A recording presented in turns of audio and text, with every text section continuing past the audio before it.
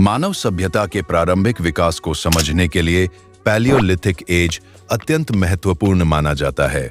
इसे old stone age भी कहा जाता है। अध्ययन की दृष्टि से इसे 3 भागों में विभाजित किया गया: लोअर पैलियोलिथिक, मिडिल पैलियोलिथिक और अपर पैलियोलिथिक। लोअर पैलियोलिथिक फेज में सबसे पहले बड़े और भारी स्टोन टूल्स बनाए गए। इस समय हैंड एक्स सबसे प्रमुख औजार था और मानव का जीवन पूर्णतः हंटिंग तथा फूड गैदरिंग पर आधारित था। यही पत्थर हमारा सहारा है। इसी से हम जानवरों का शिकार करते थे, इसी से हमारा जीवन चलता था। इस काल में मानव नोमैडिक जीवन जीता था। वह स्थायी रूप से कहीं नहीं बसता था। भोजन और सुरक्षा की खोज में निरंतर स्थान बदलता रहता था। फायर के प्रारंभिक उपयोग के संकेत भी इसी फेज से जुड़े मिलते हैं।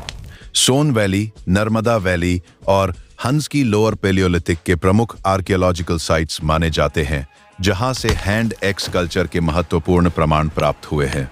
मिडिल पैलियोलिथिक फेज में टूल्स का आकार छोटा हुआ और फ्लेक टूल्स का विकास हुआ। इससे शिकार अधिक संगठित और प्रभावी बन गया। नवासा और दिद्वाना मिडिल पैलियोलिथिक के महत्वपूर्ण स्थल हैं, जहां फ्लेक टूल्स के अनेक प्रमाण प्राप्त हुए हैं। अपर पैलियोलिथिक फेज में मानव की सोच और अभिव्यक्ति दोनों में बड़ा परिवर्तन दिखाई देता है। अब केवल सर्वाइवल नहीं, बल्कि कला का विकास भी प्रारंभ हो चुका था। ब्लेड टूल्स अपर पैलियोलिथिक की मुख्य पहचान बने। इसी समय मानव ने अपने अनुभवों को चित्रों के माध्यम से अभिव्यक्त करना शुरू किया।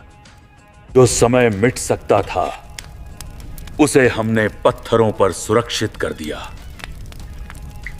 कुरनूल केव्स और भीमबेटका अपर पैलियोलिथिक संस्कृति के अत्यंत महत्वपूर्ण आर्कियोलॉजिकल एविडेंस प्रस्तुत करते हैं।